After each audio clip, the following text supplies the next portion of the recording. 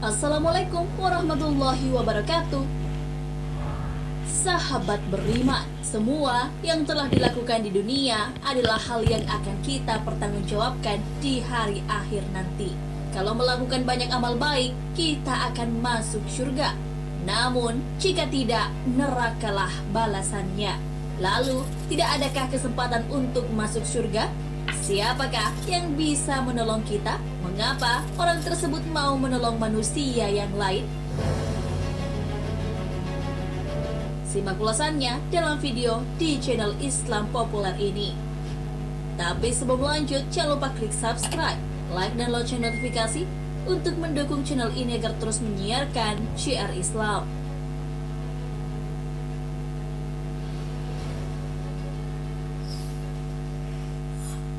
Rasulullah SAW sibuk di hari kiamat. Pada saat manusia mementingkan dirinya sendiri di hari kiamat, ada seseorang yang sibuk mencari umatnya ke sana kemari. Siapakah dia? Dialah Rasulullah SAW. Beliau sibuk memohon kepada Allah untuk umatnya masuk ke dalam surga.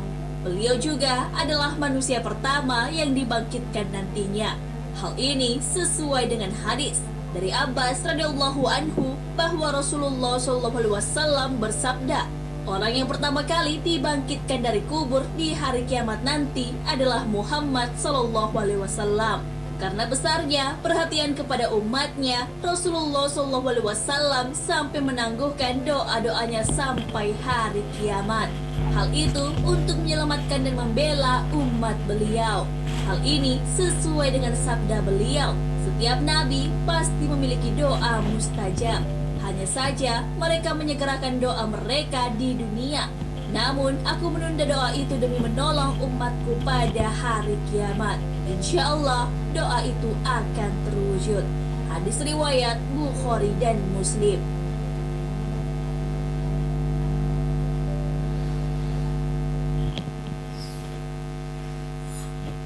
Rasulullah SAW memberi syafaat untuk menyelamatkan umatnya. Beliau ditawari masuk surga dan syafaat. Namun, tahukah kamu apa yang dipilih Rasulullah? Beliau memilih syafaat karena ingin membela lebih banyak umatnya. Hal ini sudah disebutkan dalam hadis beliau. Aku beri pilihan antara syafaat dengan masuknya separuh umatku ke surga. Namun aku memilih syafaat, sebab syafaat lebih menyeluruh dan lebih banyak. Mungkin saja kalian mengira syafaatku hanya untuk orang-orang bertakwa. Tidak, tetapi juga untuk orang-orang yang berdosa. Hadis riwayat Tirmizi. Syafaat Rasulullah tak hanya berlaku bagi orang bertakwa, namun juga untuk hamba yang berlumuran dosa, termasuk pelaku dosa besar. Namun bukan berarti umatnya bebas melakukan maksiat. Syafaat itu diberikan sebagai pertanda besarnya kasih sayang, sepak terjang dan kelembutan Rasulullah SAW.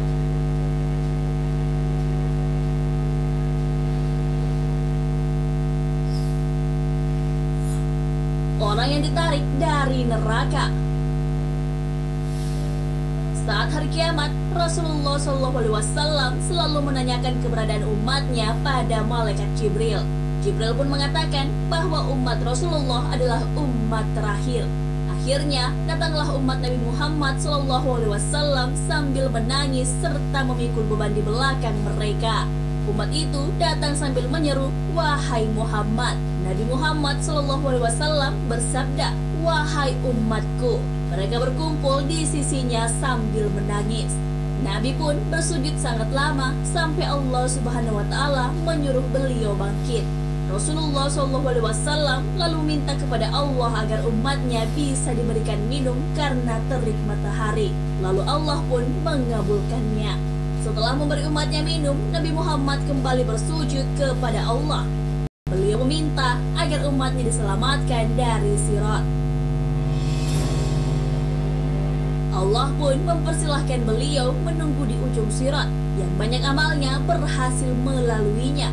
Namun tak sedikit yang terjatuh ke dalam neraka. Melihat umatnya banyak di neraka, Rasulullah SAW kembali bersujud kepada Allah Subhanahu wa Ta'ala. Beliau meminta kepada Allah untuk menyelamatkan umatnya yang di dalam hatinya ada iman sebesar biji kurma. Allah pun mengabulkan permintaan kekasihnya itu. Beliau lalu menuju neraka dan mencari umatnya yang memiliki iman sebesar biji kurma. Beliau mempersilahkan mereka masuk surga. Lagi-lagi Nabi Muhammad bersujud sambil menangis. Beliau menangis dan memohon kepada Allah untuk menyelamatkan umatnya dari api neraka. Jika umat tersebut memiliki iman sebesar biji jagung, ia akan selamat. Allah pun mengabulkan permohonan beliau. Nabi Muhammad SAW lalu menjemput umatnya dan memerintahkan kepada malaikat untuk mengeluarkan umatnya yang memiliki iman sebesar biji jagung. Beliau sampai-sampai berlari menjemput orang-orang yang berjumlah ribuan, bahkan jutaan di neraka. Apakah hal itu sudah selesai? Ternyata belum. Beliau masih memohonkan ampun untuk umatnya yang memiliki iman sebesar biji sawi atau zarrah. Hal ini sesuai hadis beliau. Saat itu aku kembali bersujud padanya. Kemudian Allah berfirman, angkatlah kepalamu Muhammad. Memohon pertolongan apapun, engkau akan diberi. Aku pun mengangkat kepala, lantas memohon, umatku, umatku ya Rabb. Dia kembali berfirman, temuilah umatmu, siapa saja yang engkau temukan di hatinya keimanan, walau seberat biji sawi, maka masukkanlah ke dalam surga. Maka siapapun yang aku temukan dalam hatinya keimanan, walau seberat biji gandum, aku masukkan ke dalam surga. Hadis riwayat Ahmad. Setelah itu, Rasulullah kembali bersujud kepada Allah. Allah lalu bertanya, ya Muhammad, apalagi ya Muhammad? Bukankah aku sudah menyelamatkan banyak dari umatmu? Nabi pun menjawab, ya Allah, demi kasih sayang yang engkau miliki, selamatkanlah umatku yang mereka tidak punya amal, kecuali hanya mengatakan, la ilaha illallah. Allah pun mengizinkannya. Dah, sahabat beriman, itulah sosok yang dikunjungi Rasulullah SAW dan ditarik untuk diselamatkan dari neraka. Nabi Muhammad SAW bahkan memberi syafaat untuk umatnya yang berlumuran dosa sekalipun. Syafaat itulah yang digunakan beliau untuk menyelamatkan umatnya dari dahsyatnya siksa neraka. Adakah yang bisa melakukan hal itu selain Rasulullah? Tentu saja jawabannya tidak. Hanya kekasih Allah bernama Nabi Muhammad SAW yang bisa.